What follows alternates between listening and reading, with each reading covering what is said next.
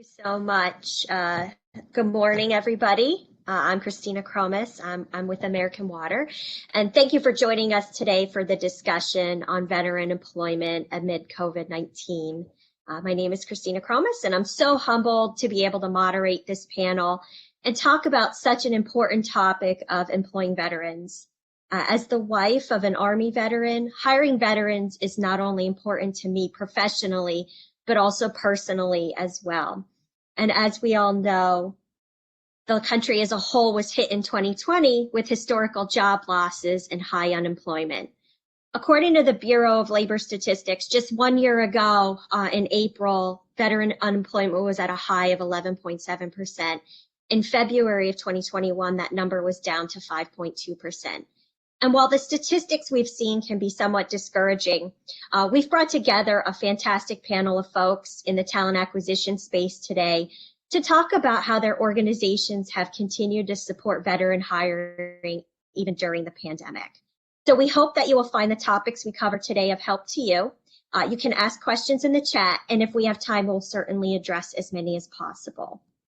So before we get started, I just want to go ahead and welcome our panelists and thank them again for taking the time to share their experiences today. So we are joined by David Best, Talent Management Lead for Humana, Jason Boone, Military and Veteran Outreach Lead with Lockheed Martin, Bree Cameron, who's the Veterans Employment Program Manager for Talent Acquisition with Amgen, Edward Nicholson, who is the Senior Recruiter and Military Lead for the Talent Sourcing Team with Union Pacific Railroad, and Bonnie Zilenziger, who is the Talent Acquisition Director for Lowe. So we're thrilled to be together today to discuss this important topic and share best practices. This session is set to conclude at 11:30, and we have a lot to cover. So I'm going to jump into the panel discussion. So Bonnie, let me begin with you. How has COVID-19 affected your organization's recruiting and hiring over the last year? Yeah, I think, can you hear me first of all? Perfect. I think the real question maybe is how has it not affected recruitment? I'll never forget when things started to change. Just for shutting down, thinking, how are we going to move forward? We had interns coming in, we were planning for events. And really quickly, we made a decision, I think, to the original speaker and what Pete was saying, indecision was really not going to be a way to move. So we quickly moved to virtual events, virtual recruitment, virtual onboarding. We know we couldn't stop. This has been a very prodigious time of business, actually, for Lowe's. And so it was that quick decision to not be paused by what was happening and not to necessarily accept it, but to accept that we needed to change and change immediately. We quickly moved all programs and all recruitment outside of stores to virtual sessions. This year, we've been able to attend over 65 in the military space alone, and we're proud to have been able to offer a ton of virtual programs and training, which I'm happy to speak more about, while also launching our first ever DoD Skill Bridge. Great, thank you so much. And how about you, Edward? Same question. How has COVID-19 affected your organization's recruiting and hiring over the last year? Yeah, can you hear me? Clearly? Yes. All right. Yeah, pretty much right along lines with Bonnie. I mean, with the railroad, we can't stop, and if we stop, lights don't get turned on, and our customers don't get their products. So we couldn't stop processes or our hiring process. So probably about a year before that, a year and a half, we were already looking at going virtually with our hiring standards and processes. So our VP at that point said, 30% of our hiring will be all virtual. All our processes will start going virtually. And that sounded at that time like a great fairy tale. And we had a lot of pushback from, people within our corporation and said, no, that won't work. We need to shake hands, be able to see people eye to eye. And then the pandemic hit. And we went from 30 to 110%. As far as in virtual. So everything we do now in regards to whether it be recruiting events, to onboarding, to interviews, informational sessions, you name it, anything we do in the recruiting realm at this point has been virtual. So it kind of put the gas pedal down to the floor, and it helped us get even quicker. So we were a little bit ahead of the game on that thought process and that procedure. So it didn't seem seamless as we were going through it, but looking back, it seemed like it was okay. All right, we were ahead of the game. We got this down. We get better at it each day, obviously. And I think it worked out for all, even our potential candidates. They didn't have to travel into certain events or certain things to, maybe hear us talk about our career or even do interviews. So I think overall it was a good push, or a good, I guess the good out of the pandemic. That's what it looked like. So it was really well for us. So. No, that's great. Thank you so much. I would agree. I'm in the utility space, and prior to the pandemic, everything's been in the office, everything's been in person. And naturally, with the pandemic, there are still some things that have to be done in person. We always talked about doing a lot more things virtually too. And I think we always kind of found reasons to maybe talk ourselves out of it, or, find reasons we might not be able to do it. But now that we're in it, it's trying to figure out how do we take it from here. And we're going to continue to talk about that today during this panel too, is, what you've learned and how we can also continue to help veterans with that virtual connection for positions that aren't in person. So thank you so much. All right. So with the next question, and I think, there's several people on the panel that are going to have input on this, but we want to talk more about what have been the most successful programs their organizations have implemented or participated in that continue to attract veterans even during COVID-19. So I'd like to start with Bree to talk about, what her organization has been doing. Thank you, Christina. So at Amgen, with COVID-19 last year, we were just ramping up on our partnership with the DoD Skill Bridge and Hiring Our Heroes fellowship programs. So the pandemic hit about halfway through the first cohort of the Hiring Our Heroes fellowship program. So we had to make a lot of adjustments, especially for that class. We continued with the program just because we heard that there were a lot of companies that were not able to participate anymore. So we still wanted to be able to give veterans at least some experience, whether it was in the biotech space or just to be able to participate in the fellowship program at all. And this actually worked well for us because we did experience a hiring pause last year. So our hiring drastically decreased. So my worries were that we wouldn't be able to bring in a lot of veterans to the company last year, but our fellowship program actually helped with that because once these managers, met and worked with these veterans and military spouses, or soon to be veterans, I should say, because they're still in the service, and saw what they were capable of and how quickly they were able to adapt and learn. They bent over backwards to find space for them on their teams, whether that was bringing them in as a contractor, whether that was creating some sort of headcount on their team to bring them in. So we actually, before the hiring pause, we had a 100% hire rate from our fellowship program. During the hiring pause, we still had a 45% hire rate, which I thought was really good considering the circumstances. And I'm still continuing to work with some of those fellows, fellowship alumni to bring them into the company. And we have been able to bring some of them back. So for us, the fellowship program was a great way for the service members to get exposure to biotech and prove themselves within the company. But it was also still a great way to expose this kind of talent to our hiring managers.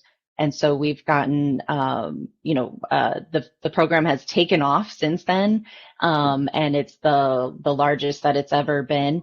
So I'm glad that we were still able to participate with those types of initiatives last year, considering all of the obstacles that we faced. No, I think that's great. And I'm sure, when we get to talk a little bit more about lessons learned, I'm sure you'll be able to share maybe some lessons learned that you guys all had as well from going through this experience. All right. Same question. I'd like to, talk to Jason a little bit more about that. Can you tell us a little bit more about what successful programs you've participated in or have implemented that continue to attract veterans to your organization? Absolutely. Thank you so much. I appreciate the opportunity to share with everyone. So I'm going to just touch on two of the programs that we've really grown the most over the pandemic, and then I'll touch on a third, but it's already going to be mentioned with the fellowship program. So Handshake to Hire is our keynote program, and it really exploded this year. So if you're not familiar with it, Handshake to Hire is Lockheed Martin's veteran and military engagement program. And we call it an engagement program because it's not just about a hiring program. When I tell people about my job, I tell them I have the opportunity to help veterans successfully transition their career, and I stop. It doesn't mean they have to successfully transition to Lockheed Martin. We want to provide the resources to help veterans transition wherever their career may be. And I joke, if you want to go to Amazon or you want to go to Wells Fargo or USAA, that's awesome. You want to go to Boeing? Okay. Hey, if that's your goal, that's where you want to go. But jokingly, it's providing the opportunity for wherever you want to go. So we call it an engagement program because it's about pushing resources to veterans. Now, if those resources help them be a great candidate and come to Lockheed Martin, that's an awesome benefit. But so Handshake to Hire is about pushing resources to the veteran. So it's not about what's in it for me. Most of the emails and messaging that veterans get from Handshake to Hire are not about, hey, we have this job open, or hey, relocate to this location. The resources are, here's how to prepare for job interviews. Here's how to network with recruiters within a company. Here's how to write your resume. And we do have that resume writing workshop tailored for what Lockheed Martin looks for. But we also give valuable tips. Here's how to use LinkedIn for your job search. It's all about resources to the veteran, and that's the cornerstone of Handshake to Hire. We were excited. Just last week, Handshake to Hire was recognized for the best recruitment marketing campaign nationally through a recruitment marketing organization called Rally. So really, it's been great for us. Now, with that, I mentioned the second program is Lockheed Martin Lockheed Martin Serves. So we get a lot of Lockheed Martin programs. And Lockheed Martin Serves took the entire foundation of Handshake to Hire, all the technology and all the focus on veterans, and he said, we're going to accelerate the hiring pathways for the military community impacted by COVID. And so that could have been a military spouse who lost their job. It could have been a veteran that picked the worst time on earth last May to transition out of the military, but it was too late to change. And Lockheed Martin Serves specifically provided those resources to the immediately impacted veteran and military community member to get them accelerated through our hiring pathways. How can we get them in front of the right hiring manager at the right time and get them moving through our interview process? The programs worked really, really well. I knew that there was over 70 individuals who had lost their job because of COVID and found a position at Lockheed Martin because we didn't stop our business at any point in time. We were still building F-35s.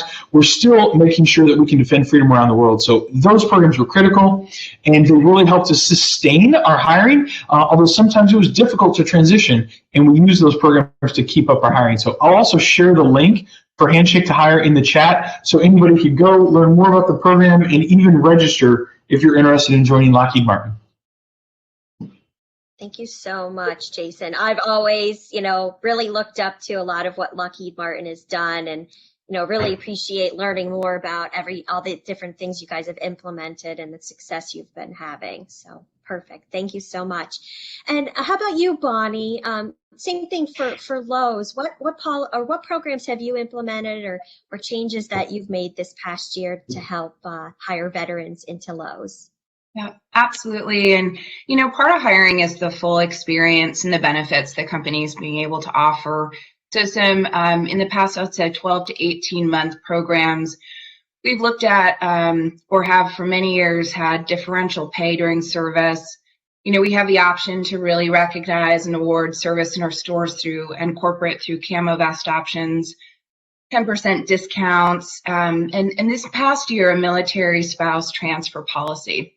And also, as we talk about the entire community, another program that we've been piloting and launching is really focused on that military spouse community, when I think back to my own education over the years, a time when we needed candidates and we're passing over, not at Lowe's, I was at another employer, we're passing over candidates and had actually brought in a military spouse through sort of an internship program.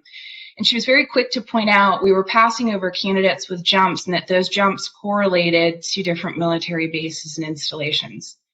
And so kind of now we're able to launch a pilot program for military spouses, a paid program. It's one that people apply to. It's happened during this pandemic to be able to serve a business need, to be able to provide training, to be able to provide a path into the company, as well as some of that, not just the skill investment. Maybe it's Lowe's, to Jason's point, maybe it's another company.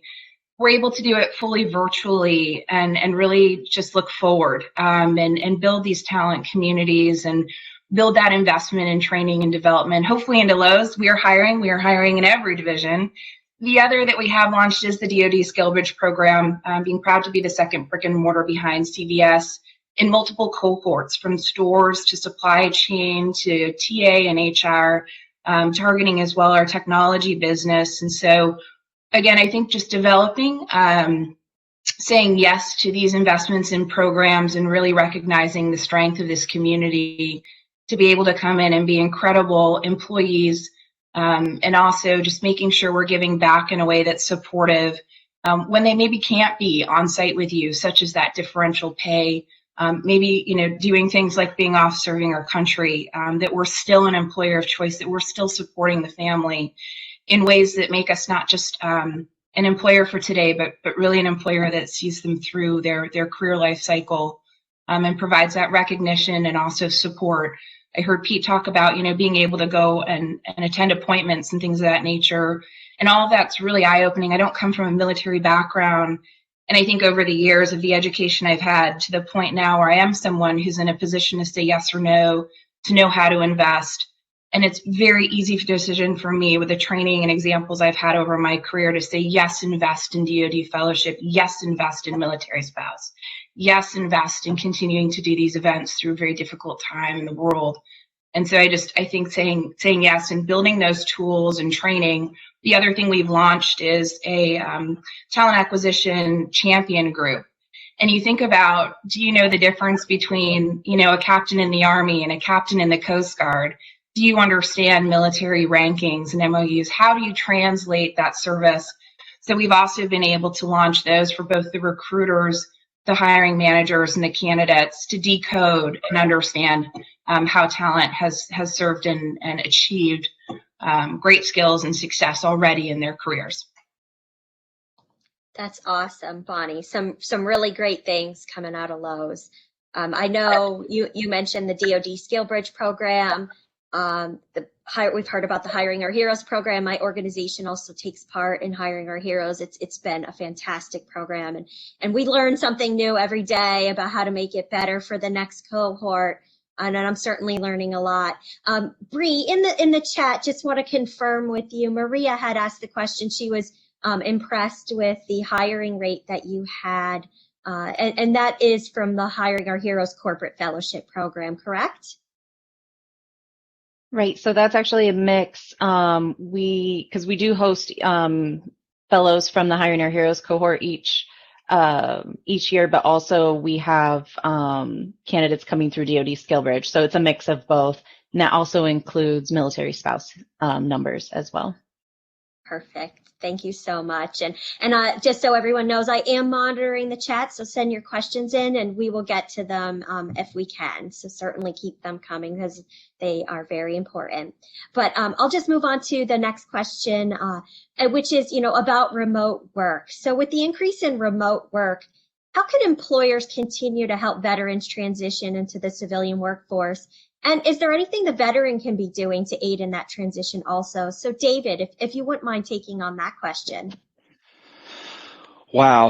One of the good things about Humana is before the pandemic, we already had a large remote workforce. And so we were prepared to let our employees work remotely.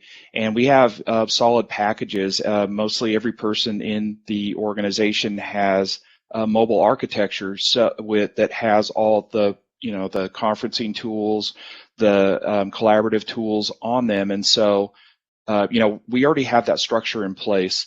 And one of the big things is familiarizing veterans with this type of work environment. And I know from some of my dealings with some of my former peers in the Army today that there's some conferencing strategies that are and collaboration strategies that are happening that they weren't there when I was in the Army. We were used to, if we needed to have a meeting with somebody, we would go to where the meeting was, as opposed to, what's been going on today. And we're trying to make sure that our leaders in our organization understand that the military experience is very hands-on. And so we're used to being here in Humana, being geographically dispersed and working with people from all different places over, conferencing technology, video meetings, Microsoft Teams, WebEx, and, those are technologies that really haven't, really proliferated across the military space. But, one of the things that the pandemic has done is it has got people more familiar with using Zoom as an example. And so, one of the some of the things that veterans can do to prepare themselves for transition is understand that if you have a remote opportunity, it's going to make it that much harder for you to come on board into the organization and build the relationships that you need. The ones that you would build immediately are going to take an extensive amount of time. And so I would ask you to temper your expectations of what you're going to find in the workplace, the workplace of today right now. And, I'm not, honestly, I don't think any of us are. I'm not a real fan of 100% remote work. I don't think when you're transitioning from the military that it's an optimal setting for you to understand the corporate experience. And so again, I would recommend that you temper your expectations about what you're going to find. And we know that the numbers are out there showing that even before the pandemic that folks that served a long military career, they might have 3 jobs with, 3 different companies in the first 2 years after they've left the military. And we know that some of that has to do with getting smarter about what you're doing. But in this environment right here, you might get into an opportunity, and a month later you're leaving that opportunity because of the difficulty of it being remote. So please, again, just temper your expectations. Great, thank you so much. Okay, so going on to the next topic, which is really about lessons learned. So Jason, what are some of the lessons learned about veteran hiring during the pandemic, and how do you take those lessons learned and apply them to the future?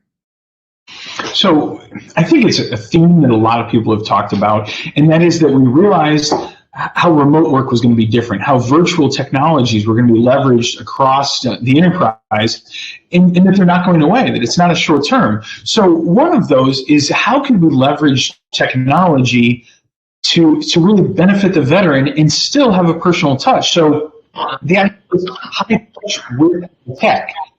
And we leverage a candidate relationship management software.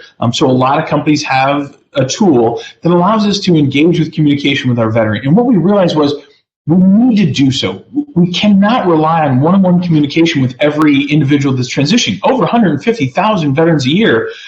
I'd rather help more, but I still want to help them really closely. So we had to partner with our technology teams within the organization, and then we had to train our talent acquisition teams on how to use that technology.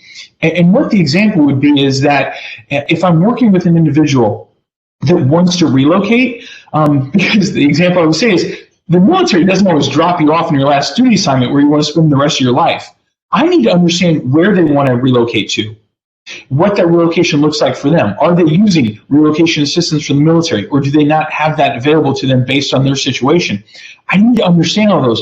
And then how does their relocation preference align with where we have opportunities? The example I use all the time is if you want to go to Montana, that's awesome. It's a beautiful state and low cost of living. We just don't do work there. So am I going to talk to you about remote opportunities, or am I going to give you resources to help you find an opportunity in Montana, and it may not be with Lockheed Martin?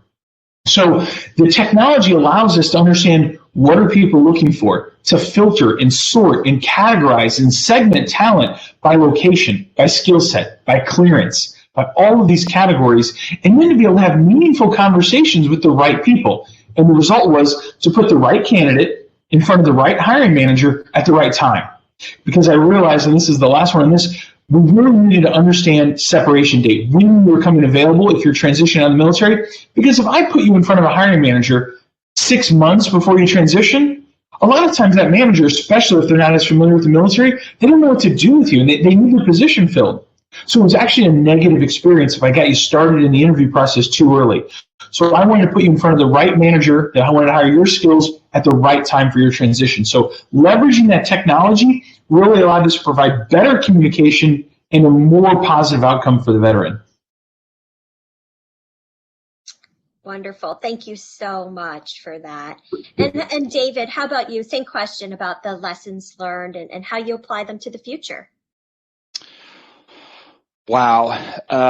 One of the main lessons is that, and not to try to throw anybody under the bus, but the transition programs are still not geared for this, and the preparation of the people that are coming out after they have their TAP experience, as an example, their transition assistance program from whatever branch of the service, there's a lot of gaps in the process. And so we know that there are so many different organizations out there, for-profit and non-profit, that are looking to help veterans transition. And off the top of my head, last year, I had a discussion with the military representative at the Department of Labor, and he indicated that there were 60,000 plus organizations across the United States that are involved in this work in some way, shape, or form. And there's a lot of noise out there, and there is a lot of confusing information. And for us, we work with veterans and military spouses individually and help to prepare them to come into our workspace, or to even to go to another place.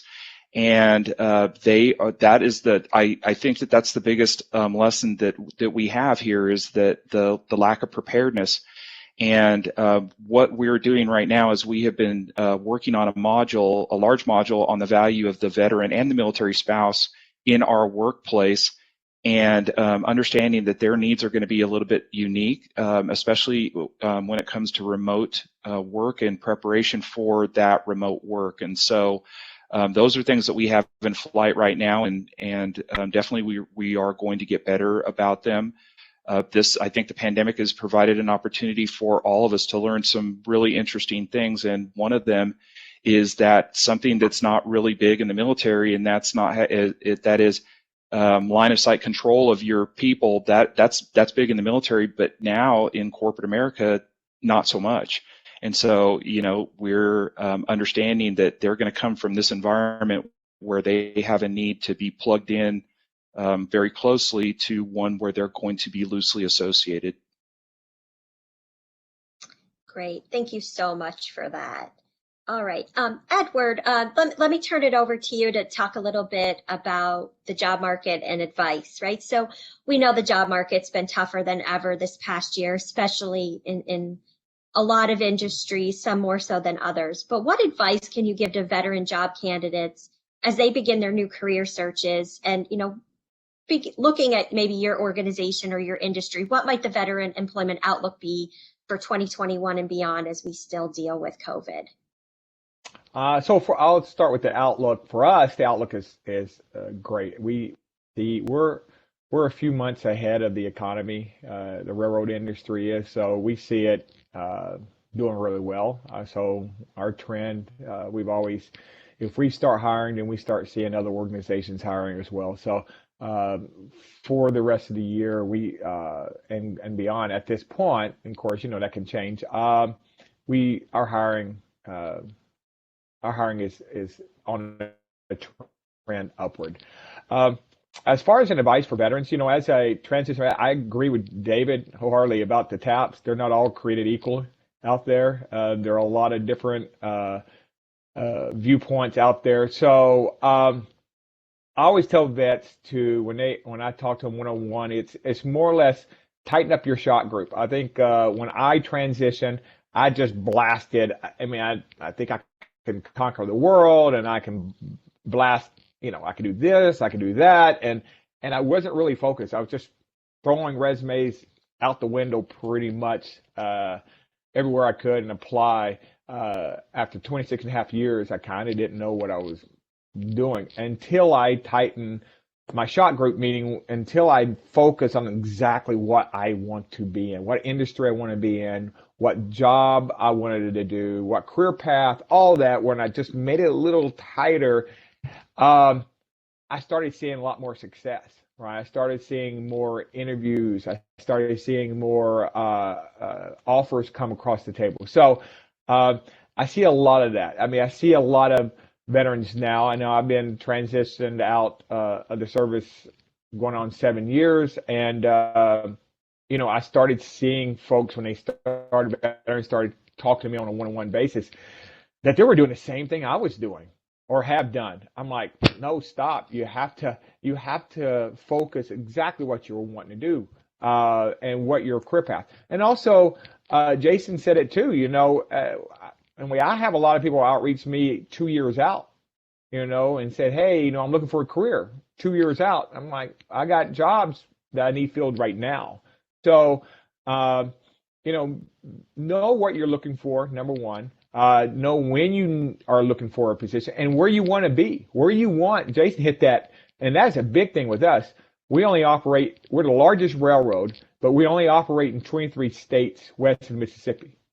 So if you're looking for a job in North Dakota, I don't have it, right? So do your research. The successful veterans that come work for us are the ones who do their research, know what job they're looking for, have that tighter shot group. So I tell vets all the time that. So.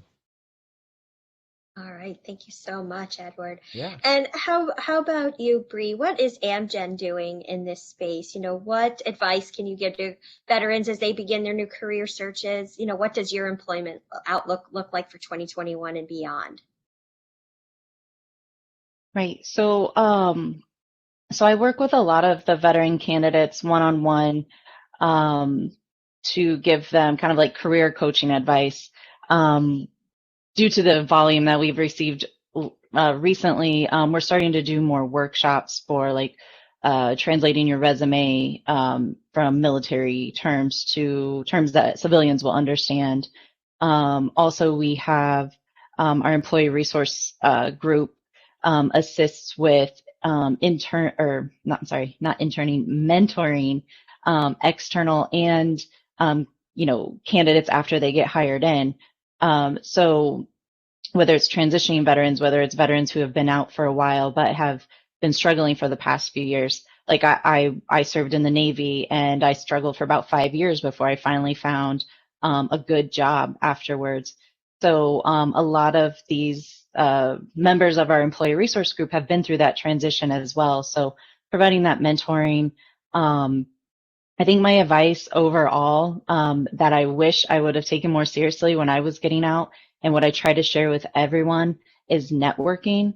I know it can be intimidating to veterans. It was intimidating to me when I was about 23 years old, and I wasn't really sure what networking meant or how I was supposed to do that. But now when I look back at all of the positions that I have gotten since getting out of the military, I got those positions in one of two ways, and most of the time it was because I knew someone that worked for that business or that company, whether it was a friend or a family member who got me an interview.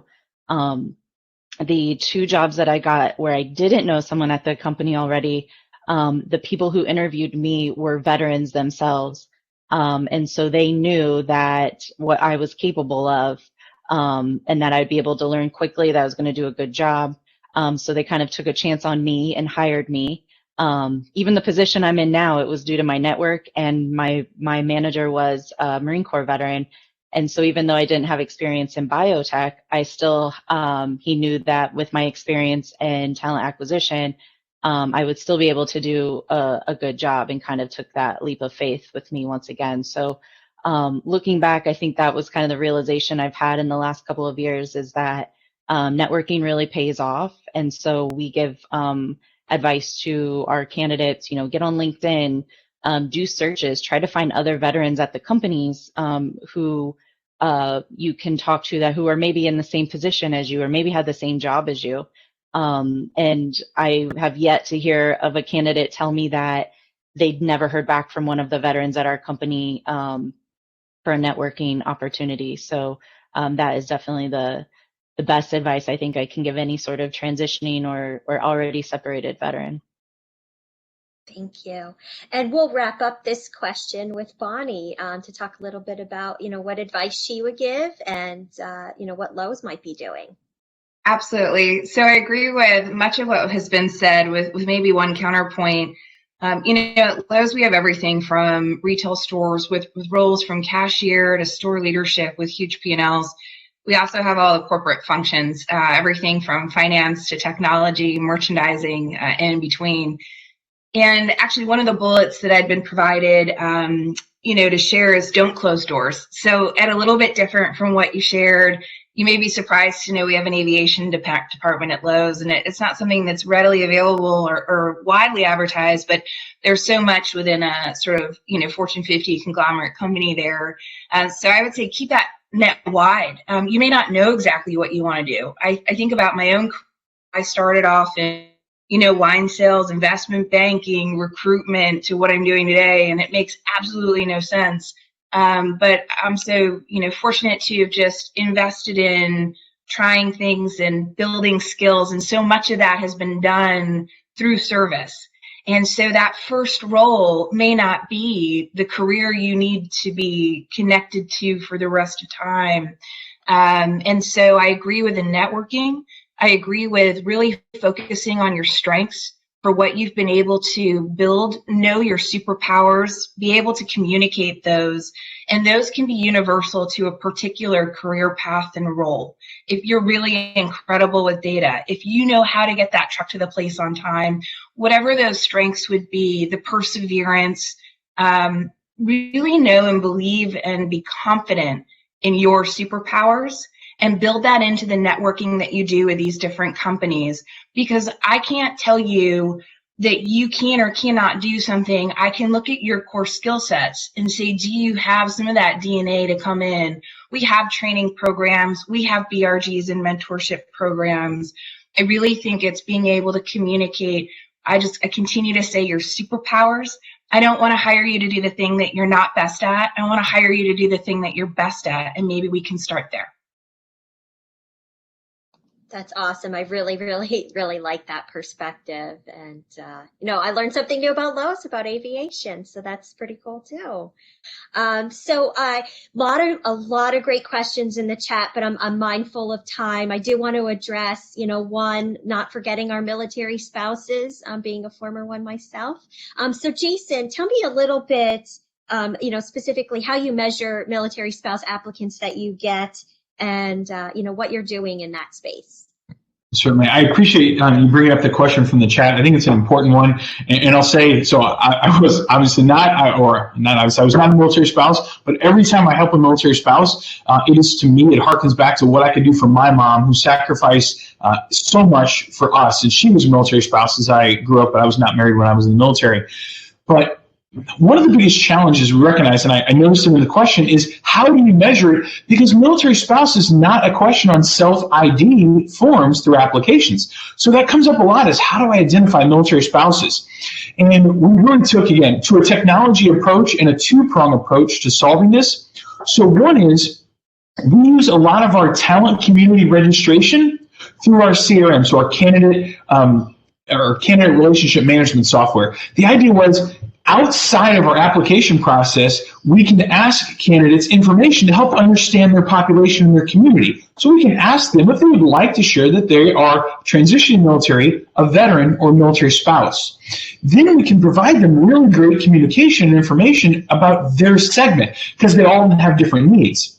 Well, at the same time, just as we measure recruiter activity based on that software, we can measure activity on the spouses. So I got kind of technical there, but we use a combination of our CRM and our ATS, and I know I'm talking a lot to the talent community here, to leverage the technology to identify and support the military spouse. Now, really important with this at the same time was, and I like, it's a lot of the approach that Lowe's just shared, is, and we use the same software with Brass Ring, is we provided an opportunity for people within the organization to refer military spouses to one specific opportunity. So we have an affinity group as part of our employee resource group. We have a Military Spouse Alliance. So we encourage them, as well as our entire Military Vets BRG, to refer military spouses. And we can manage that referral as a military spouse. Now we can target the communication, the resources, and measure the hiring success of our military spouses. Now, with all that said, I think it's important, and I think we're going to make progress with Dr. Biden really taking an active role in military spouse hiring, is if we can get military spouse as an accepted question or an allowable question on self-ID forms. But in the meantime, we'll leverage technology, and we'll really leverage the same method that Lowe's is letting our employees refer military spouses to a specific portal, and we can provide them resources to help them get hired. That's great. No, that's great ideas, and I see some things going into the chat here, so definitely sparking some conversation. So while we couldn't get to all the questions, I do see that some were being answered in the chat. Certainly I would, encourage any of the panelists or anybody else on here to share your ideas and answer any of those questions. But I just want to thank the audience and panel again for this fantastic discussion. I learned a lot myself, and we'll be taking things back. But just thank you everyone for sharing their thoughts and insights today. I hope everyone has a great day and stay safe. Thank you so much.